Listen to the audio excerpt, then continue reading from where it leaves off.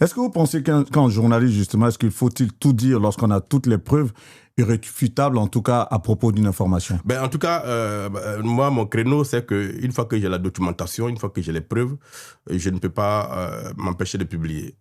Je publie toujours lorsque j'ai les preuves. Mais quand je n'ai pas les éléments, évidemment, je ne publie pas. Donc, pour moi, un journal d'investigation, tant qu'il n'a pas les éléments qui lui permettent d'affirmer, il ne publie pas. Mais si on a les éléments, quelle que soit la pression, nous, on publie. Bah, la réponse, elle est claire, hein. Est-ce que vous pensez justement que dans ce cadre, est-ce que vous avez est-ce que dans le cadre, on va dire, d'une enquête ou d'une information, lorsque vous avez tous les éléments, est-ce que vous arrivez de toujours tout dire, en gros? Ben, nous, on a toujours tout dit. Voilà. Parce que notre... En fait, il y a des balises quand même. Hein. En matière de journalisme, il y a des questions qui touchent à la sécurité de l'État. C'est le seul secteur sur lequel, quand nous travaillons, nous prenons des gants. Et quand on voit que cette information peut déstabiliser le pays ou bien peut fragiliser le système sécuritaire, en ce moment-là, on n'y touche pas. Mais en dehors de ça, tout le reste, quand on a les éléments, on publie.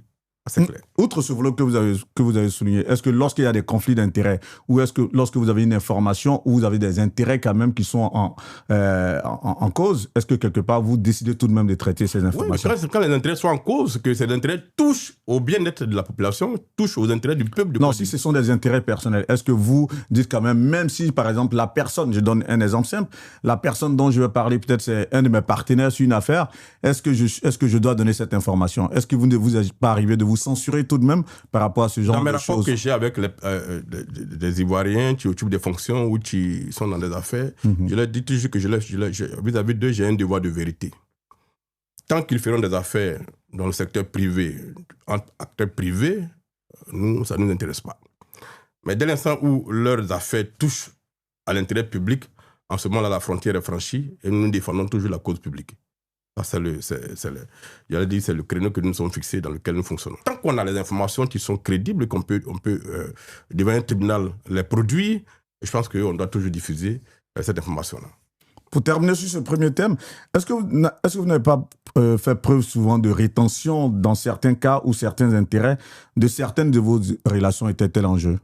Non, je pense que depuis que l'éléphant chénat a été créé en octobre 2011 jusqu'à ce jour, les journalistes qui ont travaillé avec moi peuvent en témoigner, on n'a jamais retenu d'informations. Tant qu'on a eu les preuves, on a toujours publié. Même si ça touche aux autorités les plus hautes placées dans le pays, on a toujours publié.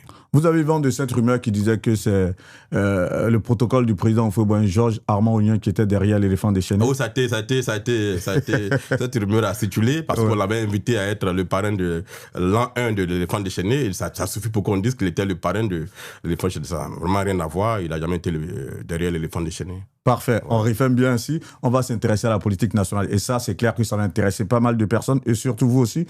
Mais je vais commencer par quelque chose, par une boutade, hein. Comme on le dit de manière triviale en Côte d'Ivoire. Selon vous, qu'est-ce qui n'a pas marché? À propos de quoi? Qu'est-ce qui n'a pas marché? Pourquoi on assiste aujourd'hui à la situation qu'on a en Côte d'Ivoire? Qu'est-ce qui n'a pas marché? Pour voir le président Alassane Ouattara, j'ai dit tout à l'heure, qu'il soit dans une logique de confiscation de pouvoir en 15 ans aujourd'hui, foulant au pied toutes les lois. Selon vous, qu'est-ce qui n'a pas marché pour qu'on en arrive là? Écoutez, je pense qu'on ne peut pas séparer la situation actuelle de la Côte d'Ivoire de ce qui a commencé depuis les années 90. Lorsqu'on est allé au pas de course au multipartisme sans avoir préparé les Ivoiriens à cela. Il y avait une forte demande de changement. L'opposition de l'époque, incarnée par le président Mabo Laurent, était extrêmement pressée pour qu'Houphouët-Boigny ouvre le jeu politique. Ça a été ouvert, des partis politiques ont été créés, malheureusement, pour la plupart sur la fibre ethnique.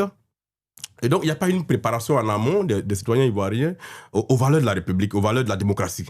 On a pensé qu'il suffisait qu'on crée des centaines de partis politiques pour que la liberté s'installe, pour que la gouvernance s'installe, pour que le pays fonctionne. Bien au contraire, à partir du moment où les partis politiques ont pris leur ancrage dans les ethnies, ils ne pouvaient aboutir qu'au résultat qu'on a connu. Et puis bon... vous savez, quand un président dure trop au pouvoir et qu'il ne fait pas émerger des leaderships un peu indépendants, quand il part du pouvoir, on assiste à ce qu'on a assisté. Aujourd'hui, la situation de la Côte d'Ivoire est le corrélé de toutes les prises de position d'acteurs qui ont succédé à Houphouët-Boigny. Que ce soit le président Houphouët-Boigny, le président Bédié, le président Gbagbo et le président Ouattara aujourd'hui. c'est des acteurs qui, à un moment donné de leur vie, ont coopéré ensemble, ont collaboré, ont fait des fusions, ont fait des coalitions. Et ce qui a déterminé tout ça, c'est que la confiance a été totalement rompue entre eux. De sorte qu'aujourd'hui, le régime de Gbagbo Laurent, une fois qu'il était au pouvoir, avait été considéré comme une menace pour une partie du peuple de Côte d'Ivoire, une ethnie. Et donc, cette conception-là a été, j'allais dire, développée dans l'esprit d'une partie du peuple de Côte d'Ivoire. Gbagbo est une menace. Il faut l'écarter. Il est contre les gens du Nord. C'est ce qui a été martelé. Et donc, cette peur qui a été construite dans l'esprit d'une partie du peuple de Côte d'Ivoire a abouti à la rébellion. Et quand on aboutit à la rébellion, qu'aujourd'hui, cette rébellion s'achève par la chute du régime Gbagbo Laurent, et que Gbagbo Laurent prend le pouvoir, tous ceux qui se sont reconnus en Gbagbo Laurent, et donc dans cette incarnation de Gbagbo Laurent et son système, se retrouvent aujourd'hui complètement exclus dans leur esprit du pouvoir en place. Et donc, aujourd'hui, le président Ouattara, parce qu'il a porté un combat dans lequel une partie du peuple de Côte d'Ivoire s'est reconnue, se retrouve comme une sorte de verrou pour protéger une partie de la Côte d'Ivoire. Quelles que soient les théories que vous pourrez développer, vous avez toujours une partie de la Côte d'Ivoire qui considère que tant que le RHDP est au pouvoir, ils sont en liberté. Et que le jour où le RHDP n'est pas au pouvoir, ils sont morts. Quand on arrive à ce contexte-là, le président qui est en place, même s'il a la vocation, il a la volonté de se retirer, à partir de cette entité qui a été construite là, toute son équipe derrière va construire la dynamique de la conservation du pouvoir le plus longtemps possible. Vous avez écouté la phrase de ministre de la Jeunesse récemment sur Jeune Afrique, disant qu'il travaille à structurer un parti qui va vivre jusqu'en pratiquement 2050. C'est ça. Donc, dans leur esprit, ce pouvoir-là, ils doivent le maintenir, y compris par tous les moyens, jusqu'en 2050. Et donc, aujourd'hui, le président Ouattara, de mon point de vue, est l'otage d'une construction idéale dans laquelle le pouvoir est considéré comme un moyen de protection d'une société, la société du Nord. Et par conséquent, on n'envisage pas qu'il quitte le pouvoir et tout doit être mis en œuvre pour qu'il continue à rester au pouvoir. Voilà comment moi je comprends cette situation aujourd'hui. Autrement, le président Ouattara était venu avec des ambitions très claires. Diriger un pays, organiser la société, au bout de 10 ans se retirer. Mais si aujourd'hui, en dehors de ce qu'il a dit, il est en train de construire la conservation du pouvoir pour 2, 3, 4 décennies, ça veut dire que on a compris qu'en maintenant les Ivoiriens peut-être divisés, ça permettait de conserver le pouvoir et par conséquent la réconciliation est un danger. À mon avis, c'est l'analyse qu'on doit faire. Et elle prend sa source dans toutes les trahisons que les acteurs politiques ivoiriens, les uns les autres, ont commises. Le président Ouattara à l'égard de Gbagbo, Gbagbo à l'égard du président Ouattara, président Ouattara à l'égard de Bédié, Bédié à l'égard du président Gbagbo, ainsi de suite. Donc, ces trois grands-là ne peuvent en aucune manière, Bédié est parti, mais les deux qui sont restés ne peuvent en aucune manière travailler en confiance pour diriger ce pays-là. Ce qui va être pour nous une seule bouée de sauvetage, c'est la fin de ce cycle-là, que nous voyons peut-être en 2030 avec le retrait des derniers grands. Et à partir de ce moment-là, peut-être la recomposition de la classe politique qui va venir après 2030 va nous permettre demain de poser d'autres balises pour la société ivoirienne. Pensez-vous que le président Alassane Ouattara, en 15 ans tout de même, a pu construire en tout cas des dauphins? Aujourd'hui, on voit le vice-premier ministre Téné Birahima, on voit d'autres leaders qui émergent au sein du RHDP. Est-ce que vous pensez que l'appareil du RHDP va s'essouffler à un moment donné? S'il avait pu construire vraiment des dauphins qui avaient une envergure nationale, après Abadougon et puis peut-être Ahmed Bakayoko, il n'en serait pas là. Moi, je considère que c'est parce qu'il n'a pas encore de dauphin qui est une envergure nationale qui continue de se maintenir là. Voilà, c'est cette mandature dans laquelle il est, et celle dont il va parler, je prends peut-être le cas d'un jeune frère qui disait ce matin qu'il a rêvé et qu'il verrait le président Alassane Ouattara au pouvoir encore en 2035. Parce que le président Alassane Ouattara, je l'ai dit tout à l'heure, pour certains, il a pris en otage le pouvoir, et les Ivoiriens en otage. Il est parti pour 2025, 2030, 2035. Peut-être s'assurer qu'il a un dauphin qui, lui, à sa suite, va pouvoir prendre. Est-ce qu'on n'est pas là d'un rêve où, aujourd'hui, vous, en tant que des leaders qui arrivez sur la scène, vous dites, OK, on est à la fin d'un cycle, mais est-ce que vous pensez que la fin de ce cycle-là ne va pas se définir dans 10 ans, dans 15 ans, dans 20 ans? Dans le cas actuel, pour que le président Ouattara soit dans l'échéance 2030-2035, il faut une nouvelle modification de la constitution ivoirienne. Il peut le faire, hein? Mais justement, il peut le faire. Mais en même temps, ça dénaturerait tout.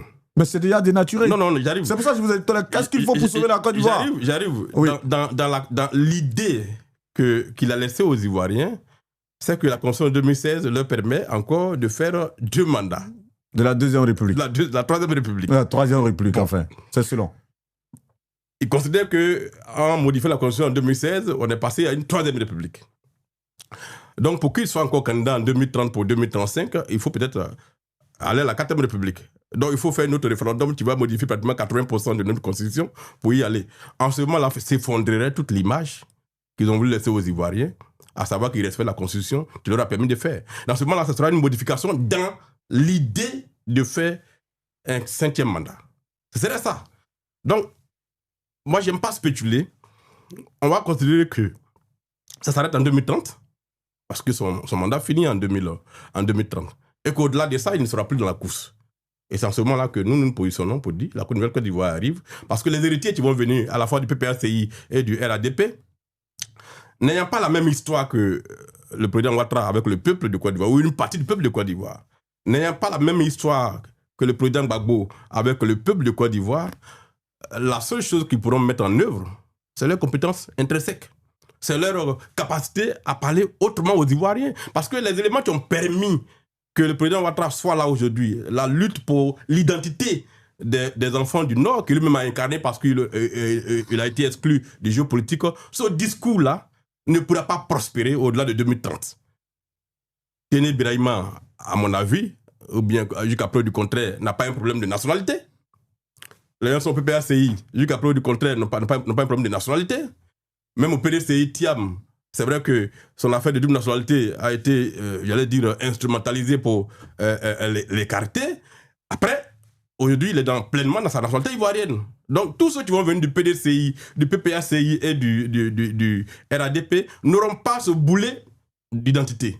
À partir de ce moment-là, les problèmes réels des Ivoiriens vont être posés parce que personne ne pourra maintenant s'adosser sur une ethnie pour chercher à conquérir le pouvoir d'État. Et pour moi, ce sera à ce moment-là que la Côte d'Ivoire pourra se projeter. Aujourd'hui, quand vous posez un problème qui concerne les Ivoiriens, sur les réseaux sociaux, vous avez la cartographie des réactions des Ivoiriens. Quand on est du RADP, on est dans le déni systématique.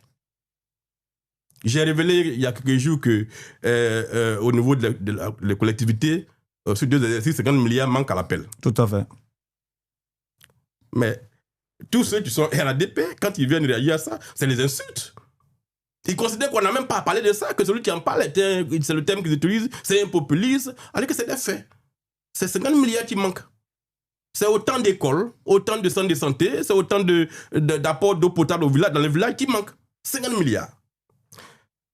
Quand je parlais des ministres-gouverneurs, c'est depuis 2021 que je parle de cette affaire des ministres-gouverneurs, que je dis que c'est inutile, ça n'apportera rien au pays.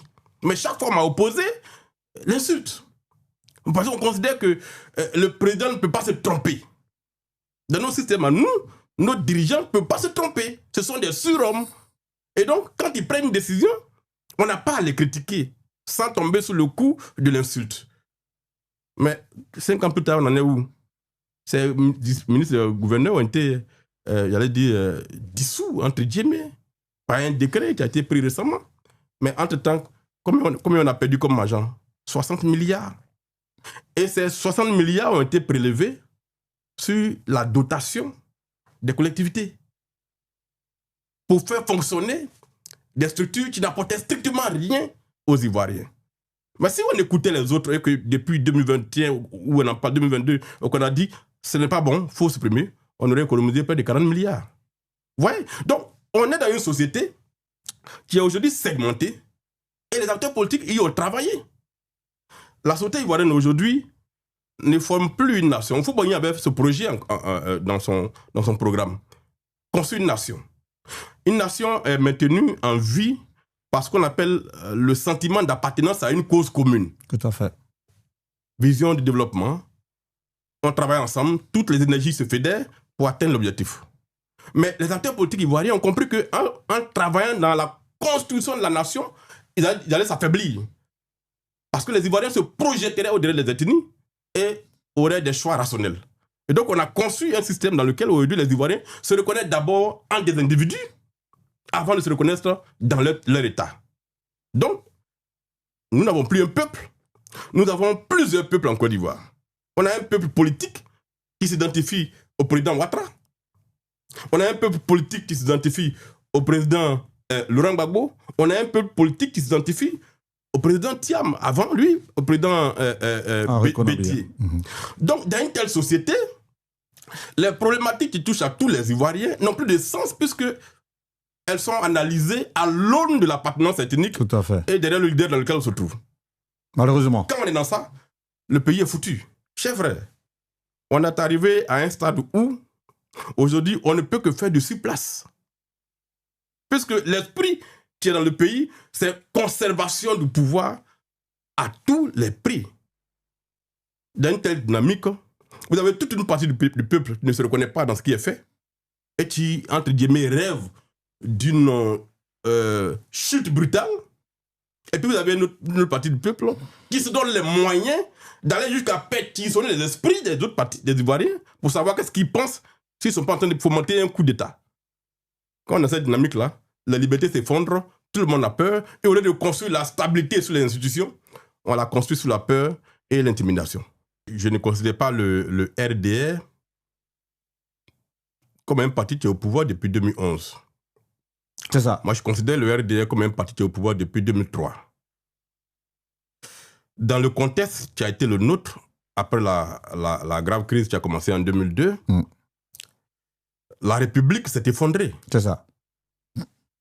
En réalité, le régime FPI, c'est 2 ans. Après ça, la République s'est effondrée. Toutes les valeurs républicaines se sont effondrées. On a un pays maintenant qui était dirigé pour essayer de gagner du temps et donc de faire tous les bricolages possibles pour avoir la paix. Et par conséquent, le président Gbagbo Laurent a gouverné avec tous ses opposants, qui avaient même en termes numériques plus de représentants au gouvernement que lui. Et dans une telle dynamique, on ne gouverne plus pour le peuple, on gouverne pour les acteurs politiques qui ont compris que par cette fracture-là, il y avait possibilité de prendre le pouvoir à tout moment.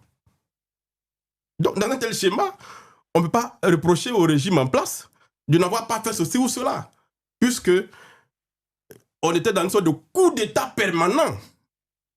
La rébellion n'a pas été montée pour que Gbagbo reste au pouvoir. Quels que soient les accords qu'on devait faire, ça devait aboutir par la chute de Gbagbo Laurent. Donc, dans une telle dynamique mortifère, les ministres, la société elle-même se replie sur elle-même, tout le monde devient méfiant les uns les autres. Donc, on a déconstruit le sentiment d'appartenance.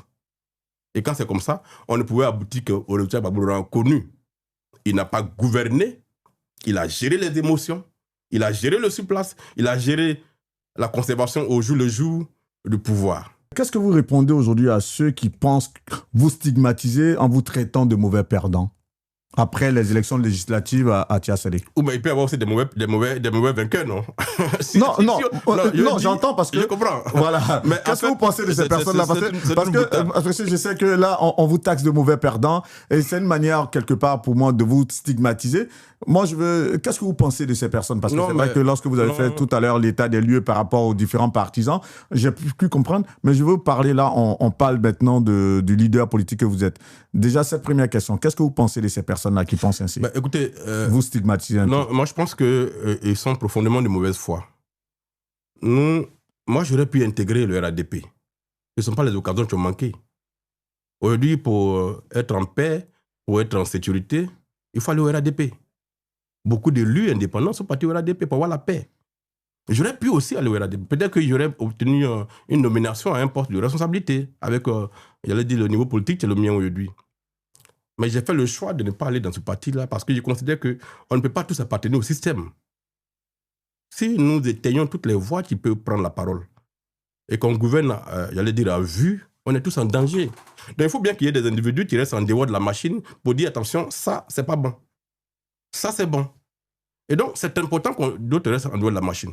Alors, donc, moi, nous sommes pour construire une société de confiance, une société de valeurs, dans laquelle ce qui est juste doit être défendu, dans laquelle la vérité doit primer, et où on n'enseigne pas le mensonge parce qu'il nous profite. Qu'est-ce qui coûte aux gens de dire, Assalé Timokou considère qu'il a gagné l'élection, il dit qu'il a les preuves de sa victoire, qu'est-ce qui leur coûte de le confronter? Confrontez-le. Il ne peut pas avoir 2 procès-verbaux dans une élection. Il y a forcément un qui ment. Si c'est moi qui mens, mais qu'on me mette en demeure de prouver que je ne mens pas. Alors, on me dit non, le Conseil constitutionnel a rendu la décision, il faut passer, c'est fini. Non. Le Conseil constitutionnel est un organe politique qui gère le contentieux. Ce n'est pas parce qu'une décision a été rendue que ça annule la vérité. Ce n'est pas parce qu'un tribunal refuse la vérité qu'elle n'est plus la vérité. Moi, je dis, à Tia-Salé, le RADP n'a pas gagné les élections. Je le dis, je le réaffirme et je l'affirme encore. Parfait. Et donc, je vais terminer dessus. J'ai les preuves que ce qui a été fait est une falsification des résultats. Et qu'en dehors des urnes, la CEI locale, avec son président, ont fabriqué de faux PV à partir desquels ils ont proclamé un résultat qui a été finalement entériné par la CEI centrale. C'est du faux. Aujourd'hui, ce que j'attends, c'est que le Conseil constitutionnel vide son délibéré. Ils ont pris une décision, on m'a dit que je suis mal fondé. Je ne sais pas l'argumentaire qui a abouti à cette conclusion. Donc on attend que cette décision soit mise à la disposition de mes avocats. Et à partir de cette décision-là, on va le poser à l'argumentaire de mes avocats. Et dans le livre que je vais sortir bientôt, tout cela dedans. Et chaque Ivoirien pourra voir... C'est une exclusivité, ça. Le livre, le titre, ce sera quoi? 1356, la vérité sur un braquage électoral. Merci pour l'exclu. J'ai gagné les élections de 1356 voix d'écart. Personne ne peut démontrer le contraire. Et donc ce livre va sortir, mais j'attends que le Conseil constitutionnel sorte sa décision et nous allons publier la décision, publier l'argumentaire juridique des avocats. Et puis bon, chaque Ivoirien pourra, en lisant le livre, faire son opinion. Moi, je vais mettre les 127 PV des 127 bureaux de vote. Chacun pourra prendre sa machine, faire le calcul, et puis bon, on verra qui a gagné les élections. Donc, je ne suis pas un mauvais perdant. En tant que républicain, j'ai pris acte de la décision du Conseil constitutionnel qui intervient en aval. Moi, je parle de ce qui s'est passé en amont. Toute la fraude qui a été organisée pour aboutir à la décision en aval. C'est de ça que je parle. Donc, je dis, j'ai gagné les élections. J'ai pris acte de la décision du Conseil constitutionnel, mais pour l'histoire, la vérité sera documentée et elle sera mise à la disposition de nos enfants pour ne pas que le faux prospère. C'est tout. On va y arriver. Cette question allait venir un peu dans le cours de cette interview, mais je vous la pose maintenant. Vous avez dit tout à l'heure que j'aurais pu, en tout cas, intégrer le RHDP pour avoir la paix.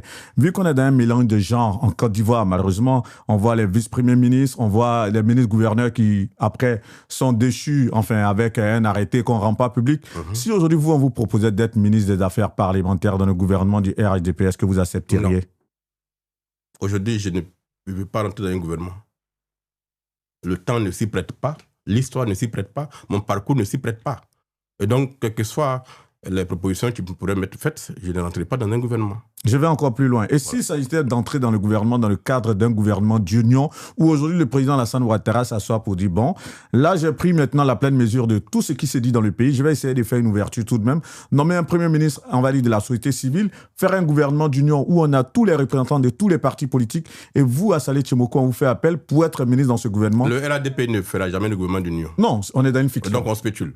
Tout à fait. Voilà. Dans cette spéculation, justement, est-ce que si on est dans le cadre d'un gouvernement d'union, est-ce que vous accepteriez tout de même de rentrer dans un tel gouvernement? Un gouvernement d'union est toujours consécutif à une crise politique ou de quelque nature. Non, on en arrive au cas où le président Alassane Ouattara lui-même dit, bon, j'ai tout entendu. Parce que ce qui manque aujourd'hui tout de même, c'est aussi quand même, on va dire, de pouvoir apaiser. Apaiser aujourd'hui, c'est d'appeler tous les partis politiques à fédérer, à comprendre un peu les enjeux et avoir voix. Parce que, mine de rien, on écarte les leaders politiques comme on a vu aux élections présidentielles. On s'est dit aujourd'hui, il faut quand même intégrer toutes ces personnalités, de toutes ces obédiences politiques, de sorte à parler d'une seule voix, d'autant plus que certains Ivoiriens se réclament aussi en leurs idéaux. Si on était dans une telle fiction, tout de même, est-ce que vous, si on vous demandait d'être ministre dans un tel gouvernement d'union, est-ce que vous en ce moment, on avisera. Et en fonction des missions qui seront assignées à ce gouvernement d'union, on avisera. Mais on est dans la fiction. Parfait. Lorsqu'on est victime d'injustice, comme c'est votre cas, parce que vous avez parlé du cas de Tia-Salé, comment est-ce que vous vous sentez lorsque vous êtes couché, lorsque vous pensez à la Côte d'Ivoire, comment vous vous sentez dans votre âme la plus profonde? Non, en fait, je suis malheureux, pas moi-même particulièrement, parce qu'on n'est pas avec un poste de député ou de maire. Ce dont je suis malheureux, c'est cette démarche de déconstruction au quotidien de la société. où les valeurs sont piétinées objectivement, où on considère que le faux doit primer, où on considère que l'injustice est une valeur. Attendez, ce régime RADP, qui est la connotation RDR originelle, a construit toute sa dynamique sur la lutte contre l'injustice. C'est ce qui a fait leur force. Combattre les injustices, combattre pour la vérité. Et aujourd'hui, que ce régime en soi a tourné la tête devant des gens qui crient à l'injustice, pour moi, c'est un drame. Et donc, je regarde ça, je regarde, j'allais dire, le cheminement que ce parti prend, qui est une sorte de contre-courant parfait de ce qui a fait leur force. Je me dis, le pouvoir est peut-être maudit. Pourquoi on peut autant décliner devant des questions de justice? Et donc, moi, je regarde ça, je me dis, Dieu m'a fait la bénédiction d'être capable de faire mes propres réflexions, d'assumer une vision, de la déployer et de parler dans le pays pour essayer de construire une nouvelle dynamique. Et donc, ces événements-là, comme ce qu'on a l'habitude de saler, pour moi, sont du carburant qui permettent d'alimenter mon engagement politique. Et qui me met dans la conviction que ce combat-là, on doit le mener. Parce que vous imaginez une société dans laquelle quelqu'un peut dépenser des millions, faire une campagne, gagner une élection, et puis des individus vont s'asseoir dans un bureau, fabriquer des résultats, les faire proclamer. Demain, ça va aboutir à quoi? Ça va aboutir à la désaxation totalement de la société. Et ça va aboutir à des crises graves. On déconstruit la confiance du peuple dans l'institution. Si quelqu'un peut fabriquer son résultat et le faire admettre, il n'y a plus d'élection. En ce moment, on doit prendre un décret pour nommer les maires et nommer les députés, et puis on fait des économies pour le pays. C'est ça les réflexions que j'ai faites.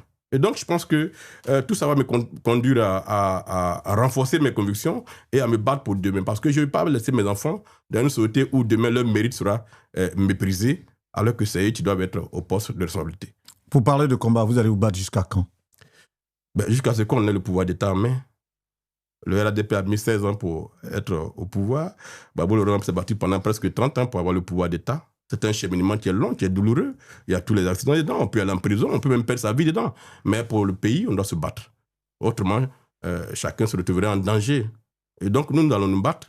On va assumer les conséquences de nos actions en essayant de faire en sorte que nous ne tombions pas dans les projets de déstabilisation, mais de porter un combat de reconstruction de la conscience des Ivoiriens, mener un combat citoyen, former les jeunes pour que demain, ils comprennent les enjeux et fassent les meilleurs choix. On ne peut pas continuer comme ça dans un pays où les ressources peuvent être accaparées par une coterie. Et puis bon, on doit acclamer les gens. Quand on fait une campagne que des fonctionnaires viennent dépenser 300 millions, 400 millions dans une campagne électorale locale, ça devrait pouvoir être un scandale dans le pays. Tous les Ivoiriens de quelque bord qu'ils soient devaient être choqués. Quand on voit des écoles, il n'y a pas de bancs, il n'y a pas de craie pour écrire au tableau, il n'y a pas de toiture. Et puis des fonctionnaires peuvent se permettre de dépenser 400 millions dans une élection. Et puis bon, on acclame ça. On considère que c'est eux qui sont les entre-guillemets babatiers dans le pays. Et c'est eux qu'on doit promouvoir. Les faux modèles vont détruire la Côte d'Ivoire. Il faut que les jeunes de Côte d'Ivoire, qui sont majoritaires aujourd'hui, qui sont sur les réseaux sociaux, qui ont cette chance immense d'être connectés au monde entier, et qui voient ce qui se fait ailleurs, prennent conscience que si on continue comme ça, ça va être toujours un petit clan qui va profiter. Et la majorité va vivre dans l'insécurité économique et financière. Et par conséquent, on doit tous prendre conscience et porter ces combats-là. Le pouvoir qui est en place n'est pas un pouvoir qui s'appartient à lui-même. Il est là pour servir les Ivoiriens. Il est là pour être à la recherche de solutions aux problèmes des Ivoiriens. Donc, on ne doit pas voir en celui qui critique un ennemi. On en est là aujourd'hui. Nous, les militants du RADP, pour la plupart, considèrent tous ceux qui ne sont pas RADP aujourd'hui comme des ennemis. Et que c'est des gens qu'on doit éteindre. Quand on a dit que j'ai pas gagné les élections à Tessalé, j'ai vu les publications. Maintenant, c'est prêt, il n'a plus d'immunité. La MACA l'attend. Aujourd'hui, beaucoup rêvent de me voir en prison parce que je gêne par mes prises de position. Oui, mais on n'est pas au pouvoir, hein. On est dans l'opposition. Et l'opposition, son rôle, c'est de critiquer, c'est d'orienter, c'est de dire ça c'est bon, ça c'est pas bon. C'est ce que nous faisons. Et donc, nous allons continuer à mener ce combat-là jusqu'à ce que demain, les Ivoiriens comprennent majoritairement que ce chemin qu'on a pris ne peut conduire que dans le mur. Et qu'il faut faire marche arrière pour prendre nos chemins, qui est aller à la rupture et redéfinir la société. Vous m'arrachez pratiquement les mots à la bouche parce que vous avez utilisé deux thèmes de la même sémantique, parlant de prison, de MACA. Malheureusement, justement, lorsque vous étiez en train de justifier, on va dire, cette cabale pour vous voir éliminer, on va dire, au niveau des TSA, vous avez dit, il y a un membre du gouvernement qui a appelé le préfet et qui a demandé, lorsqu'il a donné des ordres, après, tout s'est enchaîné. Justement, est-ce que vous n'avez pas peur, après ce voyage en France, de vous voir arrêté pour, dit-on, peut-être diffamation, outrage, menace de la sécurité sociale et de la société, de la sécurité? Est-ce que vous n'avez pas peur de vous voir arrêté? Je pense qu'en tant que journaliste d'investigation, donc professionnel de la presse écrite et en ligne, mes prises de parole ont des balises. Mes prises de parole ont des lignes rouges. Raisonner, faire un développement, analyser est totalement autorisé. Ce qui n'est pas autorisé, c'est de diffamer. Or, la diffamation, dans son essence, est une affirmation qui n'est pas documentée. C'est une affirmation qu'on ne peut pas prouver. Jusqu'à preuve du contraire, je n'ai pas fait d'affirmation que je ne peux pas prouver. Tout ce que j'ai dit, je peux documenter. Et donc cet appel du ministre au préfet, vous avez dit dans une interview que vous avez enregistré, et je ne sais pas quoi. Le ministre qui a appelé le préfet. Le préfet, je connais son nom, je sais comment il a procédé, et je peux le prouver. Et quand je vais l'écrire, il va voir comment ça va se passer. Bah justement, et si justement c'est là où ce ministre-là se sent diffamé plus ou moins, et qu'on mais on n'a pas connu son nom, comment il peut être diffamé? Mais non, c'est ce que je dis. Lorsque vous... Parce que là, je suis encore dans ma fiction de savoir que vous rentrez demain en Côte d'Ivoire, on vous arrête. Vous avez insinué qu'il y a un ministre qui a appelé un préfet et donc on veut vous entendre là-dessus.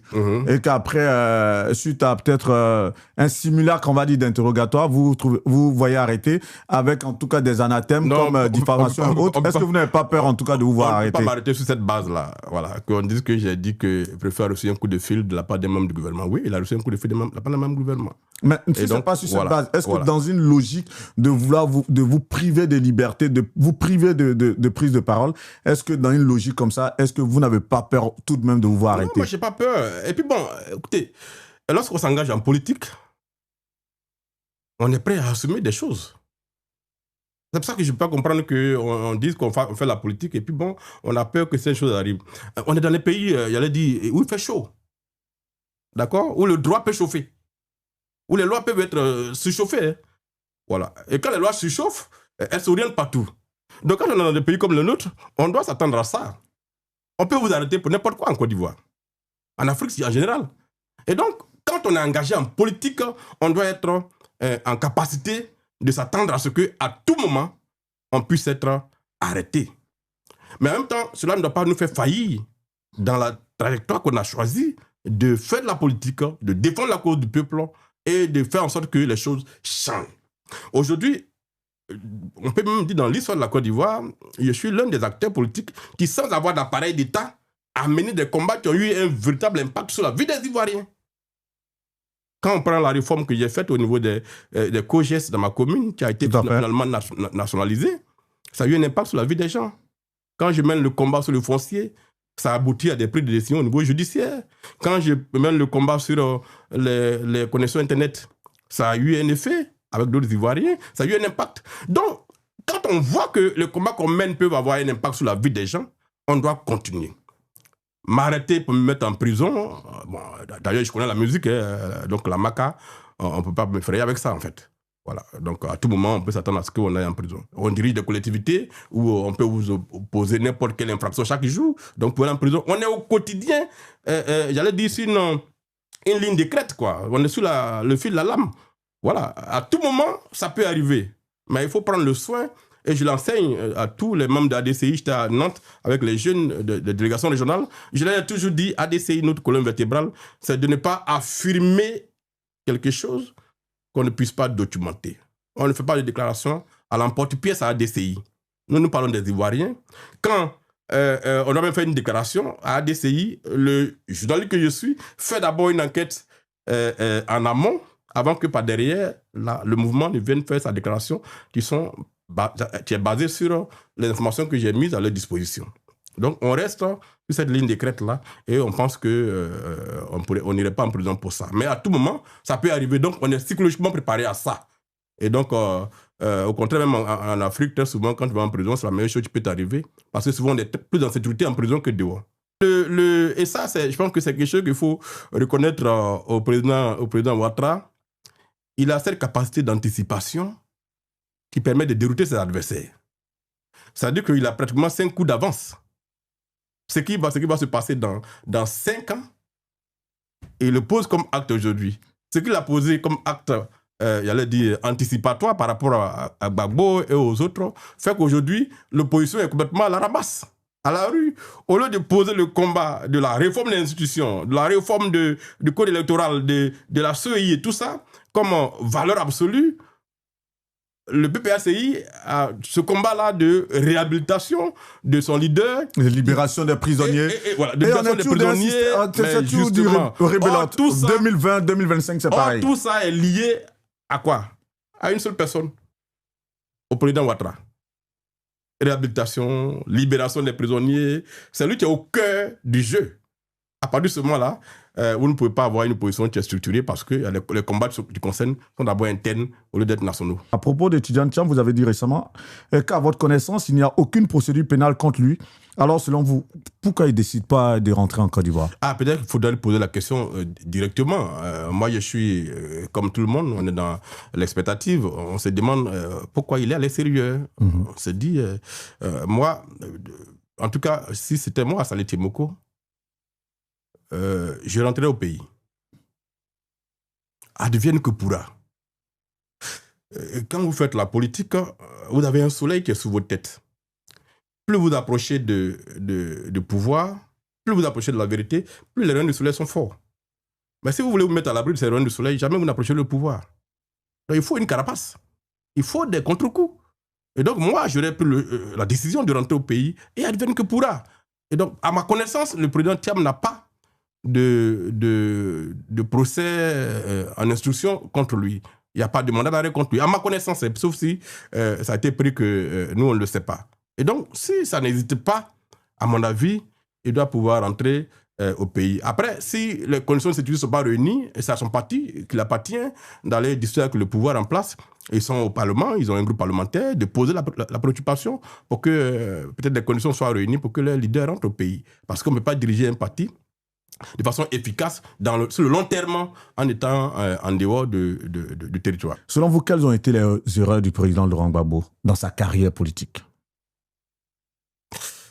Je pense que, et ça c'est fondamentalement lié à l'individu, je pense qu'il il est trop humain. Et que dans le monde politique, parfois il faut poser la morale et l'action. On ne peut pas toujours poser principalement la morale. Je pense que le président Gbagbo était trop humain et cette humanité forte a fait que parfois il a posé le sentiment à la décision de l'homme d'État. C'est une faiblesse que beaucoup parmi ses opposants ont exploité. Il faut, quand on arrive au pouvoir dans le contexte qui était le sien, tout de suite poser la République, poser la sécurité du pays comme valeur absolue. On ne cherche pas à faire plaisir aux gens, alors même que des individus en dehors du pays se préparent à faire un coup d'État.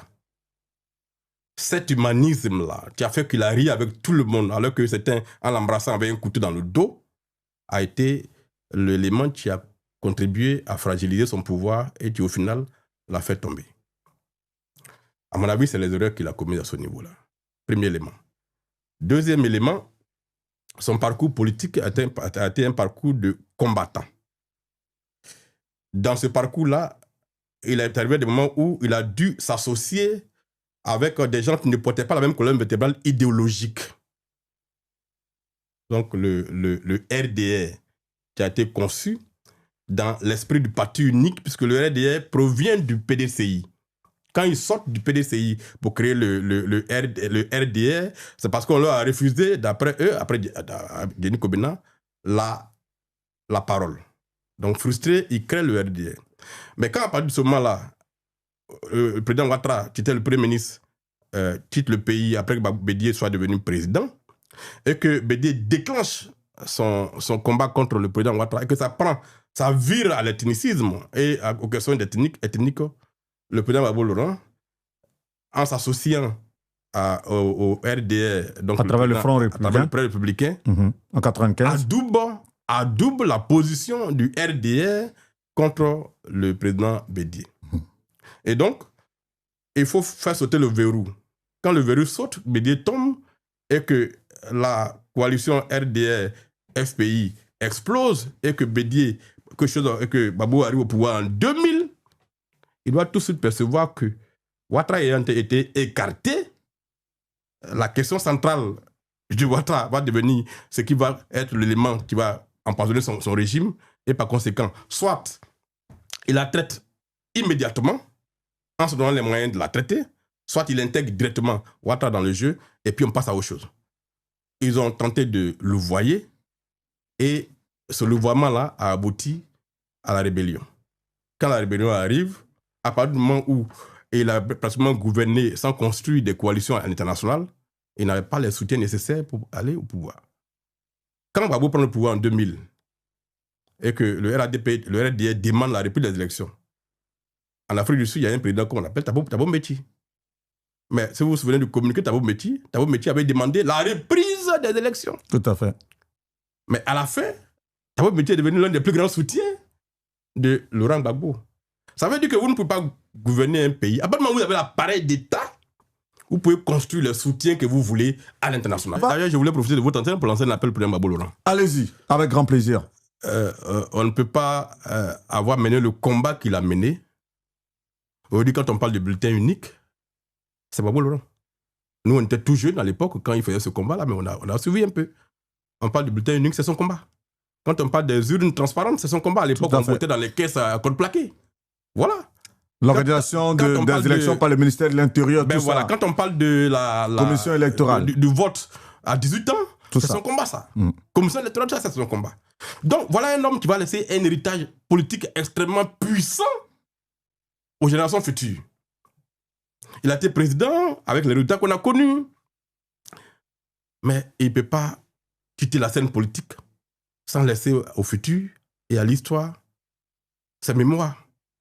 J'espère qu'il est en train d'écrire ça et qu'il va laisser une documentation suffisamment fournie qui va expliquer l'histoire de la Côte d'Ivoire et son combat personnel et les rapports qu'il a eu avec les opposants, Bédié, Ouattara et toute la classe politique ivoirienne. Et il faut qu'il laisse de la documentation qui pourrait nous orienter demain dans des choix stratégiques à faire quand on sera des responsabilités au niveau étatique. C'est extrêmement important. Moi, j'ai poursuivi même le président, l'ancien protocole du Faux-Boigny, Georges Weah, pour qu'il m'accorde une interview pour retracer toute l'histoire de la Côte d'Ivoire au temps du Faux-Boigny qu'il a vécu. Bon, on n'a pas eu cette occasion-là et on ne sait pas si on pourrait avoir des mémoires de Georges Weah. Mais lors de votre dernière rencontre avec le président Laurent Gbagbo, par rapport à cet appel que vous lui lancez là sur le plateau d'ActuPeople.net, et j'en suis très heureux, est-ce que vous avez eu à lui dire ça? Non, là c'était dans un contexte de crise, on a posé deux problèmes. Vous savez, je vais vous faire une révélation. Quand j'ai rencontré le président Gbagbo Laurent, le lendemain, il y a une personnalité que je connais très bien qui m'a appelé pour me dire « On va te faire payer cette rencontre ». Non. Ah oui. Oui. Non. Oui. Wow. M'a appelé pour me dire on va te faire payer cette rencontre. Tu as commis une erreur en allant rencontrer le président Gbagbo. J'ai même un confrère qui est proche du régime qui m'a envoyé des messages qui m'a dit ils vont te faire payer ça. Vous voyez? Et donc, quand on a tout ça dans la tête, après on se pose des questions, on se dit mais est-ce que ce pays-là, on l'a battu sur des rapports où on se considère tous comme des Ivoiriens, ou bien il y en a qui pensent que parce qu'ils ont le pouvoir d'État, ils considèrent que les autres sont des ennemis, qu'on doit abattre systématiquement. Je vous fais cette révélation-là aujourd'hui sur le plateau. Alors on va parler du président Alassane Ouattara. Justement, est-ce que vous êtes en phase avec la stratégie du président Alassane Ouattara qui, depuis toutes ces années, n'a fait que museler en tout cas ses adversaires politiques? Vous savez, tout à l'heure, je vous ai dit que l'un des péchés mignons du président Gbagbo Laurent, c'est qu'il a été trop humaniste. Hein? Il a gouverné le pays avec une certaine approche humaniste dans un contexte où il était en face de requins. Aujourd'hui, inspiré de cette situation, le RADP dirigé par le président Ouattara ne commet pas la même erreur. Ils se sont dit, on va mettre un point dans un gant de velours et avec ça, on va gérer la Côte d'Ivoire. Donc, faire en sorte que, souvent les Ivoiriens caricaturent en disant qu'avec le président Gbagbo Laurent, le nageur venait jusqu'à attraper le pied du président Gbagbo Laurent. avec le président Ouattara, dès que vous achetez le maillot de bain au marché, déjà, on vous prend. Tout à fait. Les Ivoiriens caricaturés, Tout à fait. C'est une très belle image. Lui, il voit le nageur, il voit le dos du nageur. L'autre, dès que tu portes le maillot de bain, voilà, lui, il te prend en même temps. C'est une question d'approche, de gouvernance. Si vous considérez que les questions de sécurité du pays sont primordiales, vous vous donnez les moyens de les traiter, ces questions-là. Si vous considérez que votre opposition est une menace pour votre pouvoir, vous commettez l'erreur en traitant l'opposition comme une menace. Parce que ça ne peut déboucher que sur l'isolement de ce régime-là, et donc une partie du peuple qui se dirige contre vous. Sur les questions qui concernent la sécurité nationale, il n'y a pas de calcul, il n'y a pas de sentiment. On ne joue pas avec la sécurité nationale. Mais sur les questions qui concernent le fonctionnement des institutions par rapport à la démocratie, par rapport au jeu électoral, on n'a pas à avoir la main de fer. Il faut ouvrir le jeu. Et c'est parce que le jeu est ouvert qu'en réalité le pouvoir est stable. Parce que si vous construisez une dynamique dans laquelle les gens pensent que tout est verrouillé et que la seule solution, c'est d'user des moyens non démocratiques, votre pouvoir pendant 10 ans, pendant 20 ans, ne peut que se réduire de jour au lendemain. Et donc je pense que le président Ouattara peut être rigide sur les questions qui concernent la sécurité nationale, ça concerne tous les Ivoiriens, mais sur les rapports politiques, il faut de l'apaisement, il faut de l'ouverture, il faut de la réconciliation. C'est ce qui va faire que la Côte d'Ivoire va s'en sortir quand les grands vont prendre leur retraite. Parce qu'ils sortent de ce jeu-là, avec cette rigidité et cette stratification du peuple de Côte d'Ivoire, ceux qui vont venir après ne pourront pas gérer cet écosystème de frustration. Dans la même dynamique, justement, le président Guillaume Soro, qui lui, aujourd'hui, malheureusement, est en exil, a pensé lui aussi qu'il était le dauphin putatif du président Alassane Ouattara. Qu'est-ce que vous pensez aussi, lui, de sa démarche politique? Bon, là également, c'est le même schéma. C'est toujours les accords secrets entre acteurs politiques, entre quatre murs. Il paraît qu'il y a des témoins, mais ces témoins ne parlent jamais. Bon, c'est la même histoire. Il considère lui aussi qu'il a été trahi, et par conséquent, il a demandé son indépendance. Évidemment, ça lui a attiré les ennuis que ça lui a attiré. Il faut espérer que, in fine, lui et son père, le président Ouattara, s'entendent, et que pour la Côte d'Ivoire de demain, il puisse rentrer au pays, prendre sa part dans la construction du pays. Qu'est-ce que vous pensez de sa trajectoire politique, Guillaume Soro? Ce n'est pas une trajectoire que j'approuve personnellement. Moi, je considère que la nation doit être posée comme valeur absolue, et que quelles que soient les incompréhensions qu'il peut y avoir entre nous, nous devons nous fixer des lignes rouges à ne pas franchir. La rébellion qu'ils ont faite, dans leur esprit, était dans un contexte de combat. Peut-être. Mais ce combat-là, par rapport aux intérêts de la Côte d'Ivoire, n'était pas un combat qui pouvait prospérer. La preuve aujourd'hui, je ne suis pas sûr que si c'était à refaire, Guillaume Soro referait la rébellion. Je ne suis pas sûr. Et donc, la trajectoire qu'il a choisie, sauf si le peuple de Côte d'Ivoire a une capacité réflexive assez forte pour transcender ce qui a été vécu, ce qu'il a vécu, je ne suis pas sûr que cela lui soit pardonné facilement. Et donc, la trajectoire n'était pas bonne et beaucoup d'erreurs ont été commises. Aujourd'hui, il traverse en quelque sorte le désert. Il faut espérer que tout ça lui permet de s'assagir et que demain, s'il a la possibilité de se racheter, il revienne en Côte d'Ivoire et qu'il participe à la construction d'un pays qui va être dans ses fondements unis. Et que quelles que soient les frustrations qui peuvent être celles d'une partie du peuple, on doit pouvoir comprendre qu'on ne doit pas basculer dans cette violence. Elle ne résout aucun problème, bien au contraire, elle en crée d'autres encore plus profonds qui font que le pays, finalement, ne se retrouve pas. Une rébellion, les conséquences se gèrent sur 50 ans. Un coup d'État, les conséquences se gèrent sur 30 ans. D'ailleurs, on est toujours en train de gérer les conséquences du coup d'État de 99. Donc, il faut que nous arrivions, tous les acteurs politiques, à comprendre que le pays n'appartient pas à un camp. Que le pays n'appartient pas à un parti politique, n'appartient pas à un groupe qui est au pouvoir. Que le pays est la propriété de chaque enfant ivoirien. Et par conséquent, c'est une mission qu'on nous assigne qui est limitée dans un temps, c'est un CDD.